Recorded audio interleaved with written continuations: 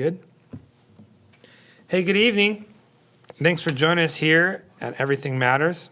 My name is Aaron Foor.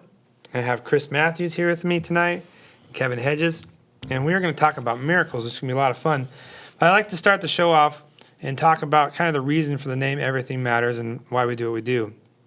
So I grew up in a environment where everything was spiritual, where all the things in life that I had dealt with was all about the spiritual side of it. And that's good because I'm a pastor and, you know, those things are important, praying, reading the Bible, those types of things. But as I got older, as I became a pastor, even started to realize there's more to life than just the spiritual. There's also the practical and the emotional that makes up our human experience. And so I started to see God in these different areas besides just the church, besides just in the spiritual realm, also in these practical things in life and in art and music and history and science and all these things, how I see God weaving in and out of that. So that's the reason for the name Everything Matters and why we do what we do here. And so tonight we're going to continue our conversation. We started 2 weeks ago and started this conversation about this idea of the science of miracles and had a great discussion with Jeff McNeil and Kelly Gillette, who are both doctors, and talked to us about some of the things that they couldn't explain even as doctors and some of their experience, and even something they could explain was very powerful to us. So tonight we're going to continue that conversation. And Chris, you have an interesting story about how you've come to Riverbend and even a little bit some of these miracles. Right. I wanted to get that. Before we get into that, actually, you had a few quotes and some things I think we wanted to hop into. There's one from C.S. Lewis, right? Yeah. It's the world is full of stories of people who say they've experienced miracles. And one of the reasons we asked Chris to come on is I think he has an experience with a miracle, and I think it'd be great to hear from you, Chris, about that. And we want to hear from everybody else, too. Yeah. Maybe you have some stories. If you're watching, share with us some of the miracles that have happened in your life or how you let that play out or what you think on that, too, as we're kind of hearing Chris's story tonight. We'd love to hear from you. So. Yeah, and we have some different things we want to talk about, some experiences of our own that you may resonate with. And last week with Kelly and Jeff, they were both able to kind of talk about their experiences as physicians. And Jeff had a quote last week, if you recall. He says, "We won't be able to figure out everything." And I think you responded like, "Can God build a rock so big that He can't lift it?" That's the old. Can God build a rock big enough that He can't pick it up? Can He make a burrito so hot that He couldn't? Yeah, exactly. And then Kelly, I love what she had to say. She loves to embrace the mystery of life and of this world that we're a part of, and not to try to have it all figured out. She didn't want to have God in a box and have it just all figured out. I thought that was great too. So we want to kind of pick up from that, and maybe again hear from you guys. And maybe you have your own experiences. Maybe we'll get into some of the things in the Bible, some of the different stories. Which stories seem more real than others? Which ones you resonate? Which ones you kind of scratch your head? We just want to be honest and get into all those kind of things. And I love this quote from Kelly Gillette. That she doesn't want to put God in a box. I think that's a lot of maybe the background of some of this discussion about miracles is that sometimes we want to put God in the box. There's something comforting about that, I think. But there's also something comforting in the mystery, I think, also, too. There's a balance to that. So, Chris, why don't you share with us a little bit your story? You've come to Riverbend 3 years ago. 3 years ago. Almost to the day. That's crazy. Why don't you share us a little bit of your story and your journey? Because I think people will relate to it. Yeah. So my wife and I were looking to relocate from the Northeast, and I won't go into all that, but we closed on both houses within 1 day of each other. Almost 30 days we were closed on 2 houses, and we weren't really ready to sell ours up there. So that was a kind of a God miracle, but we just thought it was time. But little did we know, once we got down here on August 8th, and the reason we came here on September 10th when you were preaching on Jesus Wept. And it was really perfect for Leslie and I because it was from the perspective Christ knew that He was going to raise Lazarus, and that was the point of your message. But it was Christ's empathy for seeing them in pain, hurting at the loss of Lazarus because they didn't know that Christ was about to raise him from the dead. And basically the long story was he knows what we're going through. And what I was going through was I was diagnosed with cancer, throat, stage 4. I had 3 lymph nodes also that were fused together, and there was extracapillary growth outside. And I didn't know what was going to happen because I was diagnosed by ENT here, and through some other God miracles, MD Anderson came online down in Houston, which is #1 in the nation, but they happened to be underwater from the hurricane, if you recall, 3 years ago. And exactly when I needed to decide whether to let an ears, nose, throat doctor do a cancer surgery or go to the best cancer center, they came online, and the head of head and neck was willing to see me. I guess the biggest part of the miracles, which I'll jump forward to, was besides having a great surgery where they told me I was, because of my age, having a tonsillectomy alone, you're going to be in the hospital for 3 to 5 days and on a feeding tube for 3 of those days. My feeding tube was removed in 24 hours, and I was eating solid food within 12 of those. And I was discharged in 48 hours. Wow. And they were stunned. So God protected me on that side. And I guess I should back up also and say at the end of the sermon, I hadn't had a real close walk with God for a while. At one point I was super close, but I'd strayed, and I consider myself the one that he left the 99 for to bring back. And through cancer, miraculously, it was a blessing for me. And I came down at the end of the sermon, and my wife and I just said, I need them to pray for me. Remember that. And Yeah. literally, I went down to Dave, and he started gathering everybody up. And I think Kevin was talking to somebody, and Dave looked over his shoulder and goes, cut the barbecue BS. We've got some work to do. Yeah. Yeah.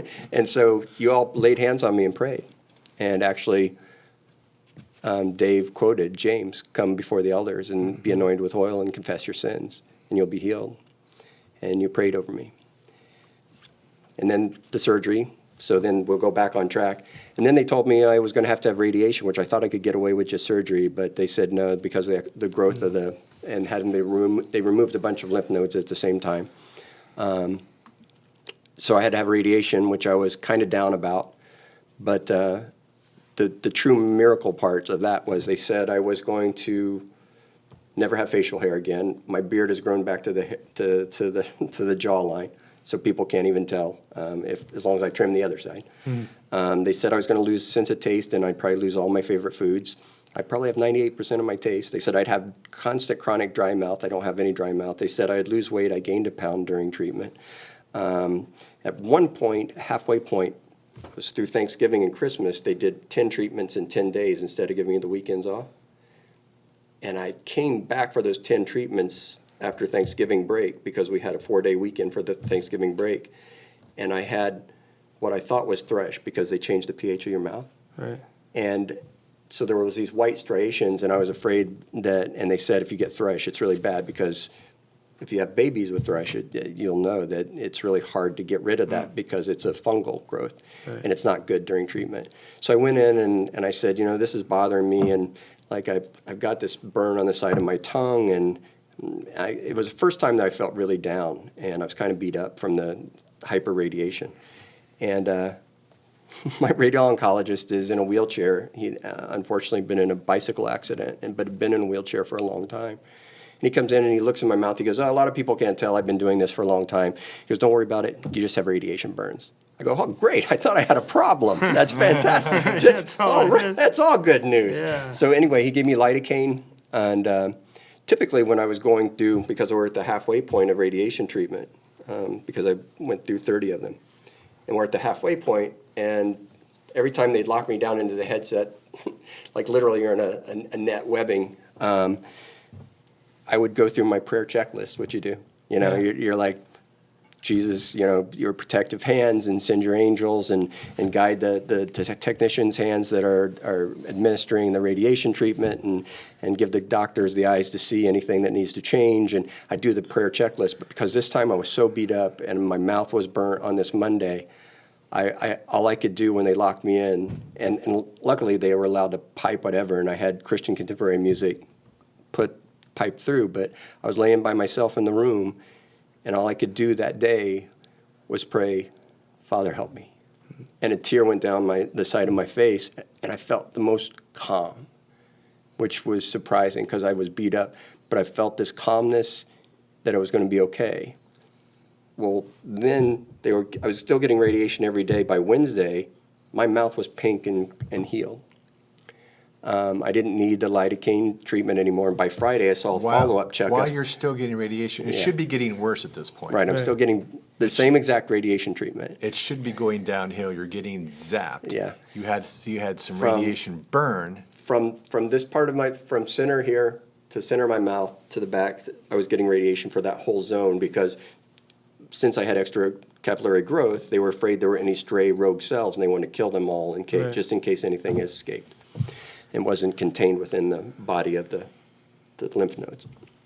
So anyway, I'm still getting treatment Wednesday, pink, and I'm feeling good, and I'm feeling energetic, and I'm like, all right, good. I'm eating again normally, getting good at hydration, and I go, I don't need the lidocaine treatment anymore. To my wife, she's like, great. She goes, let me see your mouth. I go, it's pink. I'm healed.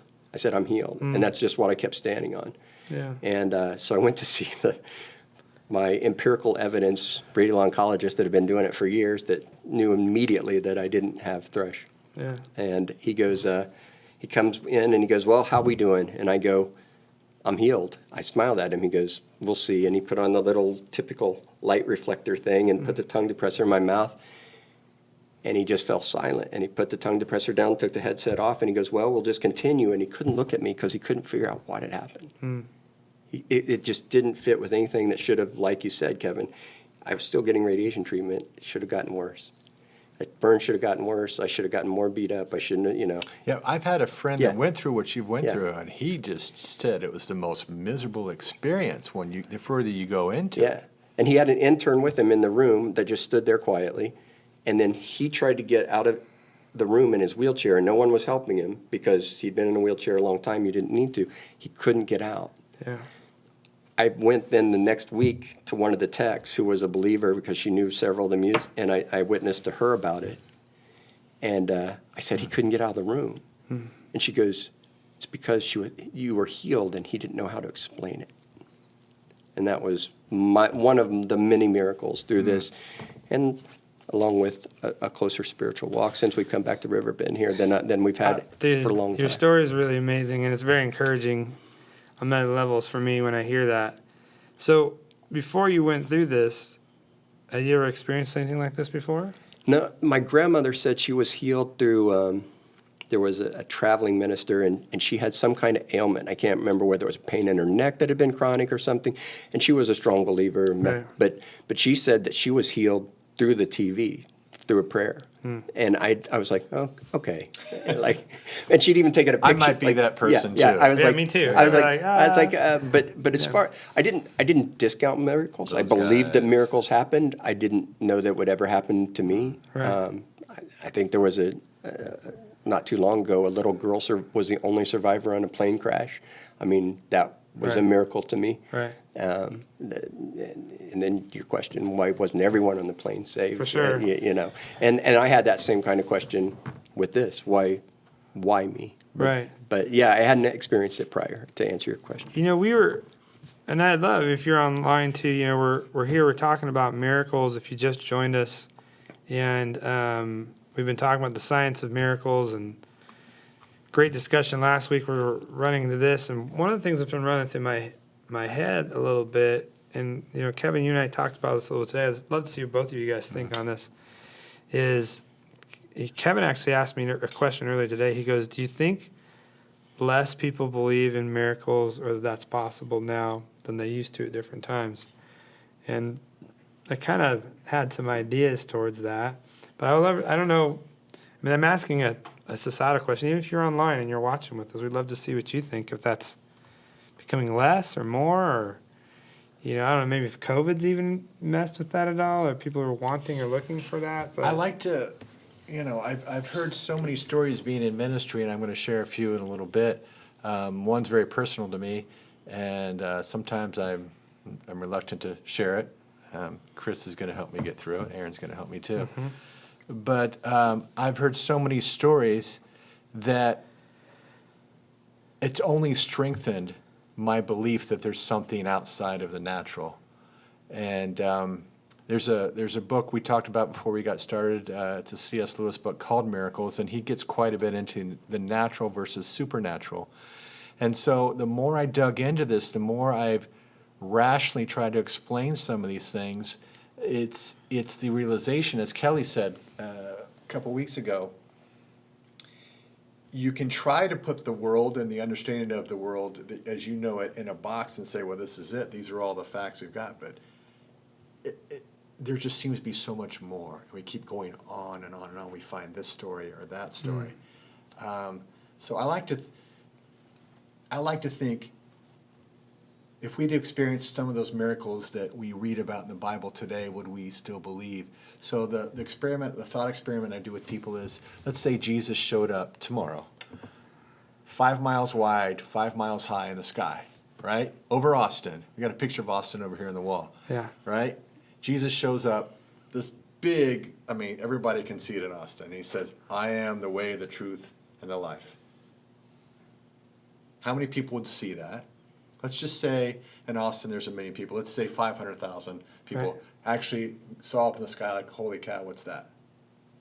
How long would it take? How many years until they told the story, and then the story faded, and the story faded, and the story faded?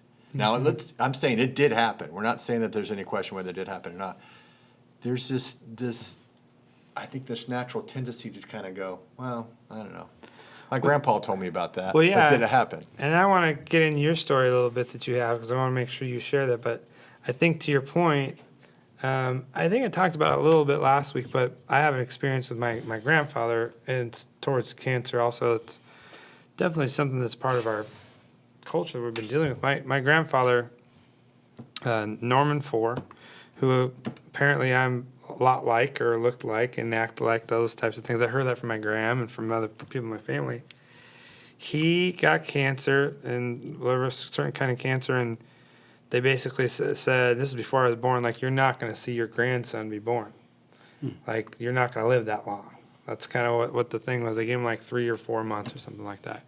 Did the surgery, took everything they could out of it. But when they told that to my grandfather was like, God's not done with me yet. Like, I've heard this story from my family. Yeah. I don't know how many times, like, where he looked at the doctor and said, God's not done with me yet. And my grandfather lived for 7 years after that. I have memories of my grandfather, and, I have those things. And he ended up, steering a lot of people towards having a relationship with Christ in that time because they were like, why are you alive? There was all this. He took it in, I think, and I was 6 when he passed away. I think he took it in as, okay, God has a purpose for me. Mm-hmm. God has a plan for me. This is not. And I think that's, for me, what ends up separating sometimes what I see is what we would just label as the crazy, which a little bit like when I hear a story about your grandma's like, she got healed through the TV. I go, come on. Yeah, I know. Really? And, we've all had that aunt, uncle, grandmother in our life that were like, come on, really? There's every family's got them.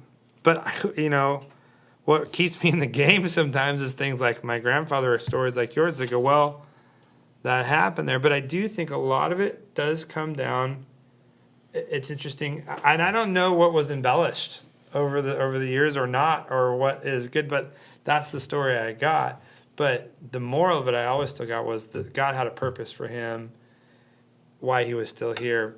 So I think I've made that kind of, both theologically and even practically, this kind of separation from, okay, there's something that this miracle is benefiting the people, the community around them, humans in general, and then there's the miracle that seems somewhat selfish or self-indulgent, if you will, that I end up kind of like, kind of making a split on that. And even as you're saying, I'm sure there's people that are like, well, if God's really doing miracles, why did God just perform a miracle protecting you? Why didn't God just heal you? Mm-hmm.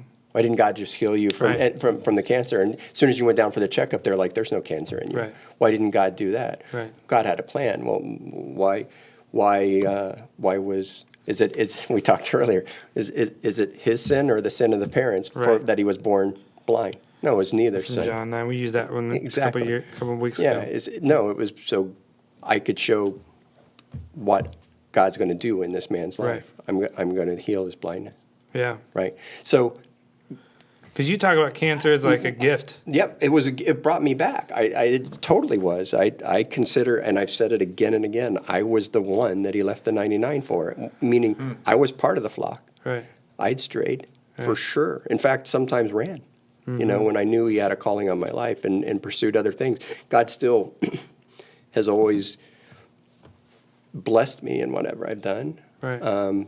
So he'd never forsaken me, that's for sure. But Sure. even when I was not anywhere near him, he was still looking for me. And somehow giving me cancer was the biggest blessing for me, not only to bring me closer, but my wife, who was a believer but had a lot of strong theological background, she's now waking up in the middle of the night saying, I'm praying for so-and-so and so. And she's like, I can't wait to get back to church, and I need some Dave, and I need some worship. And I'm like, this is a woman that I've been married to for 21 years, and for 17 of it, I'd never heard anything like that. Yeah.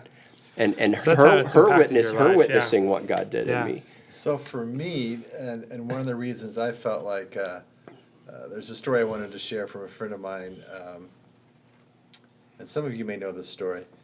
Her name is Gail, and Gail was going to be here this evening, but she wasn't able to. But Gail gave us permission to go ahead and tell her story. Gail had an accident about 20 years ago where she slipped and fell, and it was one of those falls where she hit her head square on. She didn't have time to brace, didn't have time to do anything other than just whack the back of her head so hard that she had severe brain damage. And I wish she could tell a lot better, but I'll try to give you the salient details as best I can. I asked her last night, I said, Gail, just checking, is this still a miracle for you, what you told me a few years ago? And she said, absolutely, my whole family, everyone believes. And I go, well, tell me more. And so as we talked, she experienced for 2 years after this accident, she was unable to function for more than an hour at a time during the day, and she would sleep all the time. That's about all she did was sleep, and she couldn't stay awake. She couldn't walk in a straight line. She kept falling over. She couldn't finish a sentence. She couldn't finish a task. She would do things like, for example, she'd make out a check and put it in the mail. It'd come back. She put like 2 letters and didn't even finish it, but in her mind, she finished it. And, so she just had no cognitive function for a functioning person for 2 years. To the point where it was getting kind of hopeless. Doctors are like, it is what it is. You hit your head and we can't fix it. So this was not a medical miracle. She chose to visit a person in Arizona who had professed to be able to pray over a person and to heal them. At this point, she's done everything she can, and life is miserable. Whatever medical advice and help she could have gotten, she exhausted those resources. Takes a trip there. By the end of the trip, she is so just wiped out. She already doesn't stay awake very long. Lays down in Prescott, Arizona, lays down. And as she lays down, she sleeps for about 3 hours. When she wakes up, unbeknownst to her, this person had been praying over her and had been touching parts of her and praying over her with her hands. It's a healing technique. Wakes up, alert, aware, full sentences, walking in a straight line. And for those of you who know Gail, she doesn't have any brain damage whatsoever. You would have no concept. In her mind, and her family's mind, and those that know and love her and have been with her during all that time, this isn't a medical miracle. This isn't a drug. This isn't a procedure. This is nothing else than the power of prayer, from non-functioning human being to functioning. And I hear that story and go, well, I know Gail. She's not going to make that up. Right. You're not making up what happened to you and the experiences you had with the doctors in the room and everything else. But you can't prove it, can you? And that's the tricky part. Other than the physical, Right. I was also, you forget because there were so many things, side effects I was supposed to have. Like the other thing was I could have a permanent drooped face because of nicking during the procedure, during the surgery. And they said the other thing too, because of all the radiation, I could constantly be drawn over because of the scar tissue, because pretty closely 6 weeks after the surgery, they had to start radiation, and it's not truly healed, so they're creating really hard tissue. I don't have any of that. Yeah. I can turn my head Yeah. Like people don't know. So there is physical evidence, and she has clearly physical evidence. Yeah. Yes, but still. There's before and after for sure. But I'm telling you, with this woman. you tell these stories to people, and they just like the healing through the TV. I think there's still. You asked earlier how many people would hear that and believe. Right. How many people would hear about the 5 Mile Jesus and believe Right. in years later on? And sometimes you said sometimes the stories get embellished. Well, I think our memories also remove some of that Yeah. magic and mystery as For well. sure. For sure. Well, the stories in the Bible. How many different ways did Christ heal people? From spitting to laying hands to a word to go to telling the lepers to go. And they were being healed while they were going, and only one came back to thank it. So, I like, like it that wasn't one. even That's one of my instantaneous. It favorite wasn't even stories. instantaneous. Well, yeah, Always. when we were talking earlier, I think for me it always ends up coming back to this road to So why not Damascus. do a TV? But Right? yeah, Why not exactly. do it? Why not? That's my Yeah. point. That's my point of those other Yeah, stories. Why and- not do a and TV? I ended up being a skeptic on that, but then okay, more power to you, I guess. I think we were talking earlier. I talk a lot about the road to Damascus. I think there's something very powerful about that. If you just joining us, we're talking about miracles. We're hopping back into. We talked about this a few weeks ago and continue that conversation. And but Paul on the road to Saul, who he was Saul and then became Paul on the road to Damascus. It's one of those things. I mean, it's so foundational of the church. The story of Saul to Paul. I was sharing with him earlier about when I was 19. You were a young punk, yeah. I was a Just young get punk. Straight to it, man. This was a little bit my own hubris of thinking I've grown up in the church. I had a little hiatus where I wasn't a part of the church, and then came back and thought I had it all together and smart. I kind of was sharing that sermon too. So I lived in Santa Rosa at the time and went to a junior college there, Santa Rosa Junior College. It was one of the most liberal, progressive junior colleges in California, which is saying a lot. Right? So if you're living in Texas, it's like it's like lockdown in Seattle type of. There was Humboldt State. Yeah, exactly. What was the other one that was up there? Yeah, There's a couple of them up my there. California roots. All my California friends are like, oh, they're ratting us out. But anyway, it's going to this school in Santa Rosa JC, and they had like the theology classes, Bible classes, and I thought, oh yeah, I'm taking that because I was Easy A, right? Yeah, well, not only that, but I think it was just in that mode in life where I'd come back to the church. I was just really excited, wanted to study the Bible, and I thought, I'm going to I'll do a junior college, like not even processing. Oh, I'm in a very progressive place. So I go to this class, and the beginning of this class, the teacher stands up with the Bible, and he says, if you come to my class, you want to learn the Bible, that's great. If you believe everything in this book and you want to continue to do that, you should leave the class now because I'm going to disprove everything you know about this book. And me being the kind of punk young man, I was like, oh, I'm staying. He's doubling down. Like, he said the kind of thing to me. I'm like, let's do it. And I was clueless, dude. I was just clueless. So he dives right into virgin birth, Isaiah 7. And really, Got those I think of those scriptures is really interesting. So he basically goes, hey, the word for virgin here is really young woman. It's not virgin. And so now I'm like, and this guy knew the Hebrew, he knew the Greek. He was PhD, like he knew his stuff. And here I was a 19-year-old kid ready to argue with him, by the way, which says a lot about me at that moment in my life. But had to go home and study and ask questions and wrestle with theology in a way that even though I grew up in the church, never really had to at that level. And that was good. And I came back to that class after doing a bunch of study and talking to people that the word that Isaiah actually uses the word alma. It's ALMOH. And it's kind of a combination of virgin and young woman that would have made people actually go, what did he just say? You've got that scripture right, Jake. Yeah, it's Isaiah 7. So it's the kind of, as I dug into, is the kind of 19, which is really an interesting journey for me, was like, oh, wait, it's actually exactly the opposite of what he's saying. There's actually something that culturally they would have been like, what did Isaiah just say? Like that's in Matthew later on. Matthew keys in on that as Emmanuel and really goes. So we would go back and forth arguing these things because they would go. I mean, the greatest. When you talk about miracles, if you go and you scripturally just destroy The the virgin, virgin birth, then game over. It's done, right? And so that was an interesting journey. As we would go back, and literally, I would go to class. And I'm like, it's so dumb. I mean, you guys didn't knew me then, and I'm trying to argue with a PhD at 19. And that sounds like the Aaron you've talked oh, about. totally. I mean, I was an idiot, But I guess my own rope-a-dope moment in that I felt victory in, I guess, was Saul to Paul.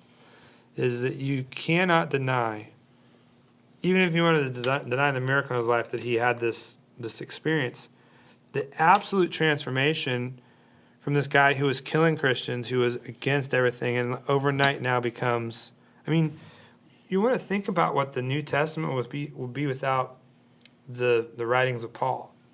I mean, there's a lot there. I mean, this is and he.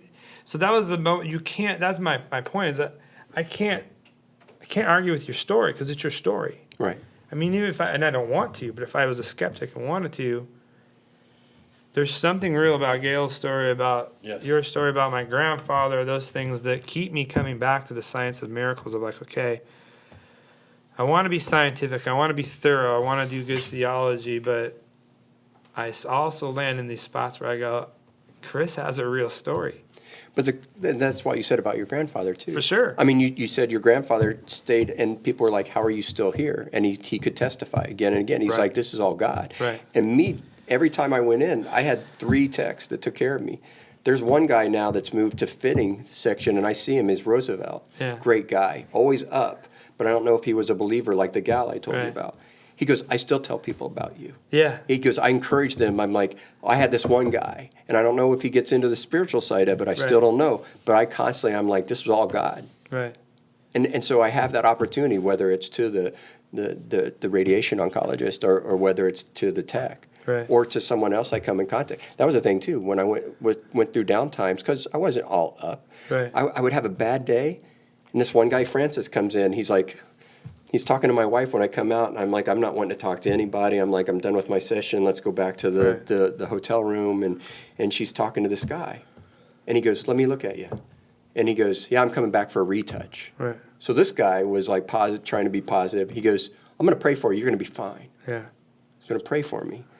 I'm having blood drawn the first time I'm there. And it talks about angels unaware. And I'm wondering, because I've gone back since for rechecks, and I'm totally clear, by the way. Right. And I'm at 3 years, and they think the chance of recurrence is super duper low. Cool. I'm like 98% out of the woods. Yeah. So I get to 5, and I'm back in the pool with all y'all. Right. But anyway, I go in, and this woman's sitting there, and she's drawn, and she goes, don't worry, honey, I'm going to be praying for you. Like time after time. Another time, I'm like feeling down again, and this woman's trying to talk to us, and she's kind of heavy set, and here I am looking at her physical being. Yeah. And she's needing to talk to someone because her son's in there. And I didn't hear the story till I came out. And she's talking, and we're trying to like look down and not talk to her, but she's excited. It's his last time. It's his last treatment. He had 12 tumors in his body, a super rare youth group of tumors. And they're from Austin too, and they're staying in a small motel. And God's like, hey, do you know how blessed you are? Do you know how I'm taking care of you? Because we're staying in a nicer hotel. Do you know how I'm taking care of you all the way? Like, here you are feeling sorry for yourself. This is one of those times that he's like in my face. And then this kid comes out and rings the bell for his last time. And it's like totally is like, Yeah. wake up. You need to quit feeling sorry for yourself. Right. Another time, here's another time. Before, I had this, God gave me this grace, and I didn't go, why me at the beginning? Which was strange, because I was like happily married, and like my wife and I are connected at the hip. But I never was, why me? And I was like, if God wants to take me, he takes me. Yeah. It's up to him. He's the potter, I'm the clay. Well, I think that's But here's what happened. The only thing I was worried about was leaving my wife, because Right. we're so almost unhealthily attached Right. at the hip. And I was telling my cousin about it, who was one of the prayer warriors that was on this list of people praying for me the whole time, which also really works. Right. And she rebuked me, and she doesn't even remember it to this day. She goes, Chris, how dare you think that if God does take you, that you can take better care of Leslie than he could? Yeah, Off my there's a plate. lot of That's cyber- off my plate. That's So You used an old-timey word. I just want to point out you used the word rebuked. I haven't used that word in a while. no, but she, like it was a full rebuke, and sure. I was like, How many of you all used that word this week? for sure. So here's a question for you then, and this Old-timey. for both of you. I'm interested because I still, and it's been wonderful watching your story play out. I mean, I remember the day. but I don't know what God wants to do with me. Well- so I'm now in this place that I feel like so. Join the club, I'm right? not- right. That's my story. That's my thing. And you and Gail are the ones that have inspired me to tell what I'm reluctant to talk about. Which is, but your scripture, which was what 1 Peter 4:10. I think Jake has that. You brought this up to me. Each of you should use whatever gift you have received to serve others as faithful steward of God's grace in its various forms. His very grace, yeah. So you brought that to me, and I'm trying to figure out. I'm just going to share a little bit of this because I'm a little freaked out about it. But Chris and Gail and Aaron have encouraged me to kind of talk about this a little bit. I'm one of those weird people that have dreams that come true, and I don't know what to do with it. So there you go, Jake. There you You go. do too. Jake does too. Oh my gosh, there's two of us in the room. Psychics. I can't prove it to anybody, but I've had two incidents this year alone. I'm sorry, one happened last year. No, 2 years ago. Excuse me. 2 years ago, one of them happened, and then one this year where I told my wife and daughter ahead of time. So I have at least two witnesses, albeit they're my wife and daughter. Right. But two, I've had several of these. I get to the point where it happens so much that I just think, whatever, that's just who I am. But they're very, I won't go into the specifics, but one of them was extremely detailed, and it happened exactly like I dreamt it. And it was a friend of mine, and something happened to him that I dreamt about, and it was down to the detail which side of the face it happened to him on. It wasn't you, it was somebody else. And 3 days later. And this year, it was another person that I have been reluctant to contact and say I had this dream about you because it came true. And it happened to be the death of her father. So I didn't want to, I don't know how to tell her, like, I dreamt something like this, and I don't want to freak her out. Yeah. Called it. You can't. Yeah, what am I going to do? She's just going to think I'm a weirdo. She's a Right. 26-year-old. Her father and I were great friends.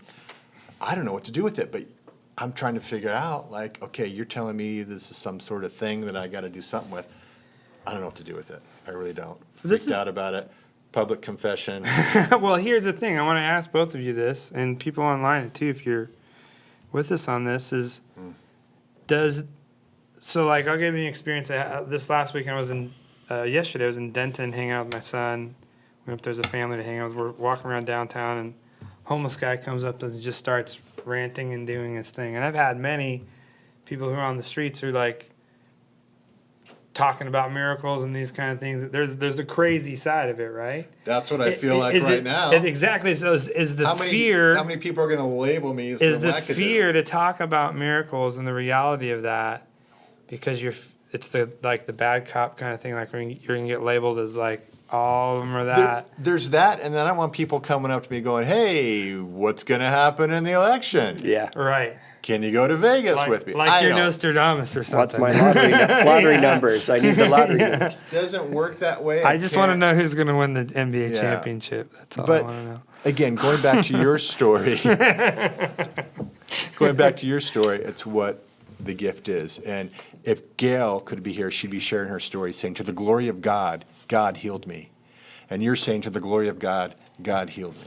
And to the glory And of God, that is the story. you're having dreams, and where's the scripture? Your young men will Dreams. dreams Acts and 2. right Yeah. Joel, and visions. Someone's going to see visions. young Well, visions, that's what I was- Young visions and old men will dream dreams. Yeah. I'm not trying to make you out as old. I think I'd be that category. Well, I think when I was talking about it being, I tend to be a little bit more in the missions world kind of thing. Outside of America, dreams mean something. I mean, they're legitimate, like Forms of communication. yeah, Yeah. I mean, I didn't tell you this, but I told Kevin a few missionary stories that I had before about people having dreams. I didn't tell you this one.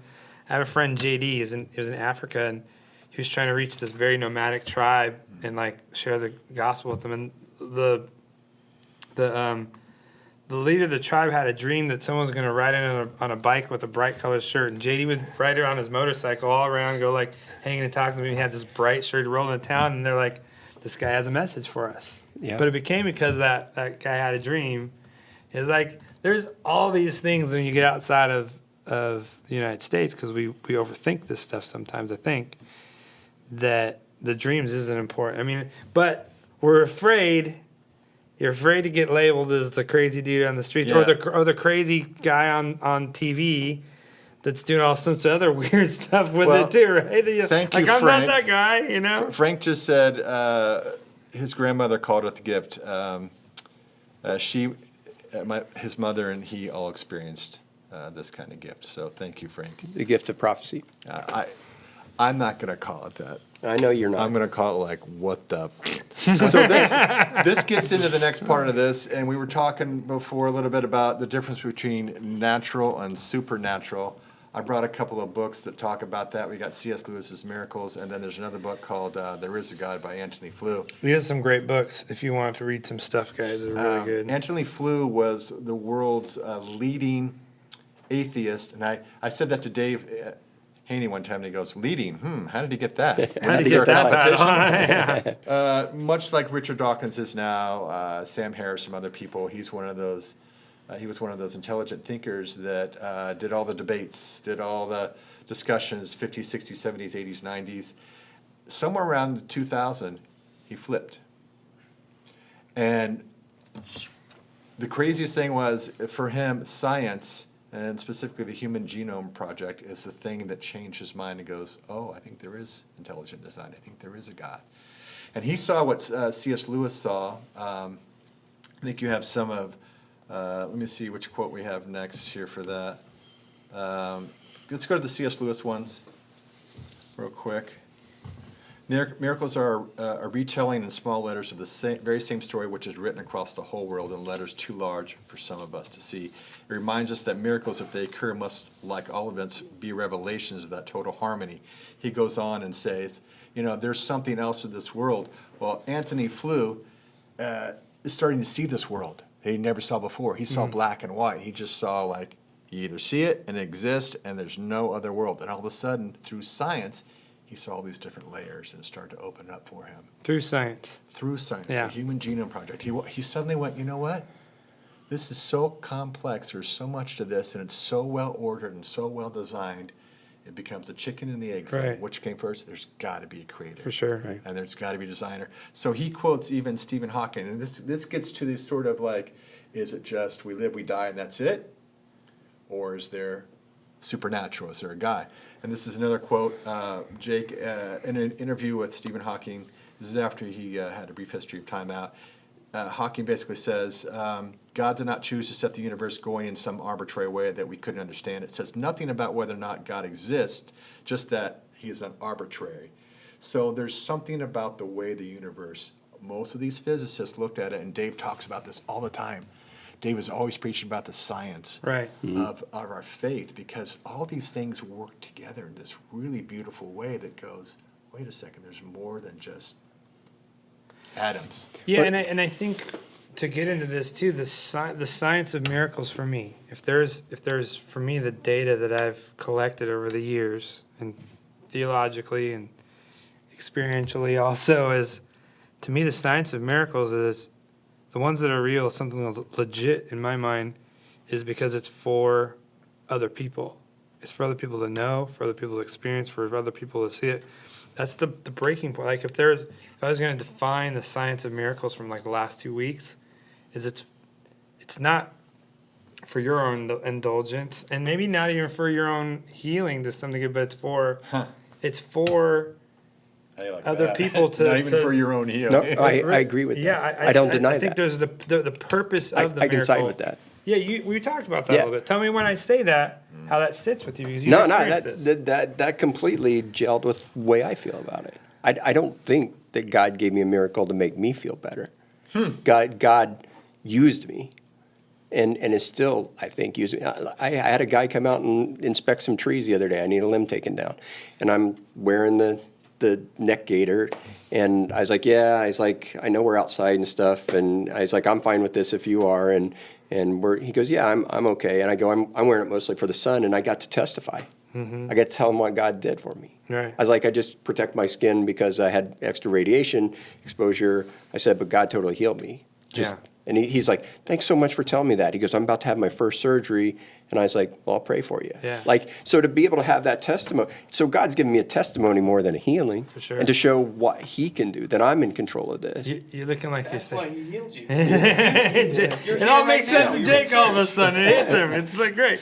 Well, and you were just talking too about nature and stuff, and it just clicked with me. Like sometimes I also feel so blessed that we did get moved here. I talked briefly about that quick part of miracle. God's plan for your life, But it's so obviously, beautiful yeah. and quality of life. I'll drive through some of the hill country here and see the layers of stone, and every time I'm like, wow, okay, if you don't praise me, the rocks will. And I'm like, they will then? No, they do now. Right. They do now. Like right there is a confession of God's power and sure. God's design for us to be able to enjoy that. You don't like that's the miracle in that, the creation itself.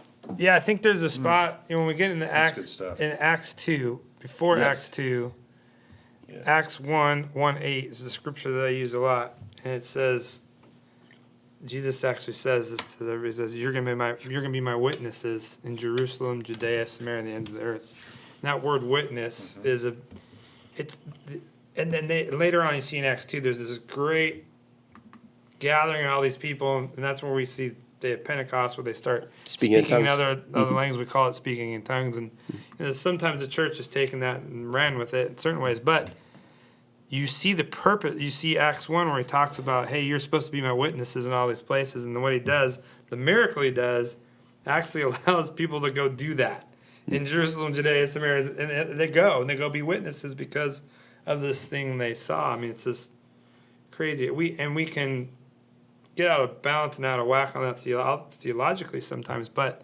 when you see this as an entire story, Jesus says, hey, you're going to be my witness. And he does this Acts 2, this thing where it's like, here's what you're supposed to go do. I'm doing this miracle so you will go back to because they were going back to places far away from Jerusalem and sharing, this is what I saw. I saw this happen.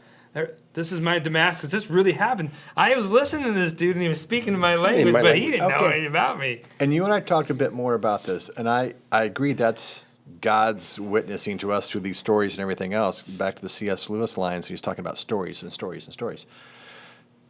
But you said there's even I wouldn't say a rift, but there is a point in which different church beliefs would say, some would say miracles still happen today, Right. and some say it ended at Acts 2. Yeah, if some people are watching, I think it's become more of a strong debate over Speaking the in last. tongues. I didn't know that people like God's the same yesterday, today, and forever. Right, but your but- interpretation. I mean, everybody has so much different interpretation of miracles and how this goes. So we go through the Bronze Age, the Healing Age, Right, and now, exactly. now we're in the digital age. Yeah, So exactly. the Healing Age is over. But there's definitely Like the speaking in The tongues thing. miracle age is over. Some people don't think there's many more speaking in tongues. Yeah, there's groups that would say that's not legitimate, Right. and Christians we're an interesting bunch because we can Well, we I can don't- make things.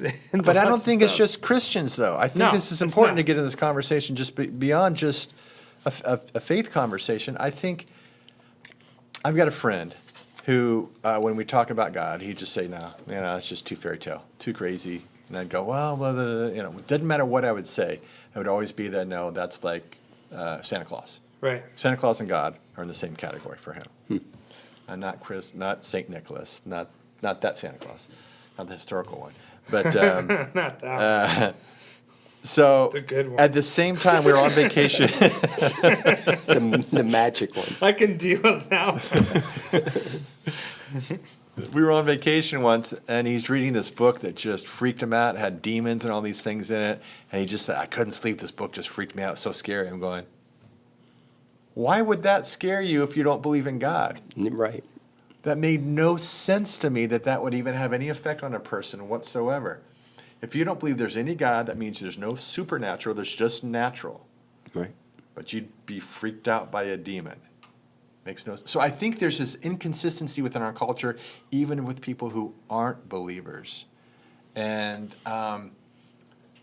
Jake and I were talking a little bit. Jake, you need to have more movies on this list. But we were talking about all the movies that have a supernatural element and not necessarily horror films. And people love those movies. Drawn to it. They're drawn to the Avengers, where there's superpowers. They're drawn to Star Wars with the Force. Right. Raiders of the Lost Ark has that one scene with the melting faces and all that stuff. Ark of the Covenant. Green Mile. Green Mile is one of those ones that yeah. you're So like, yeah. whoa. When Green Mile came out, I mean, That's it was like coming on the art of people trying to express that. so they Believe it or want to not. believe For sure. I think it's built, that's a part of the science of that. miracles is I still think it's built into our DNA to want that, believe that, especially when we come to places, I think, when we don't have any other hope and we're surrendered to it and we go, like you're strict, I got nothing else. I'm gonna go down and ask someone to pray for me. I've never done this, but I got it was really Well, I went to a church surrender. before, and Right. where that was, but I knew that you didn't have a call to prayer. So, but I was like, I'm going to ask. But them. you They got gotta to do pray. it, They got to right? pray for me. But you're in a place And of I- desperation. Okay, so are you John Coffey from Green Mile? What? No, you're John Coffey from Green It was Mile. John Coffey, right? I might throw Forrest Gump in that too, right? That miracle of him throwing off the things, and even his message of, I may not be a smart man, but I know what love is. For sure. You Like see that. this all That's a in spirit. art. That's a spiritual Yeah. in So, that art too. Again and again in art, people want to believe in something transcendent, something supernatural. He ran off the braces on his legs and didn't stop running. But why do we do that if we would say, Well, no, I don't want to believe in God? See, and that's why I wonder if just the religious part of how Christianity has gone Yeah. has turned people off to the Christian miracles part of it, but they're still open to something supernatural. You're about to point at me because you're feeling something. Right Yeah, there, so last week we were talking about belief in celebrities. Yes. So that's replaced religious belief. It's belief in politicians and celebrities and these figureheads that we've created, not just a God or Jesus. Right, because the religious That's a part different kind of It God. is. Yeah. They still want to believe in something. Yeah. In the supernatural or of the Avengers or something. But Yeah. it's they want to believe, but maybe not just in God. of right.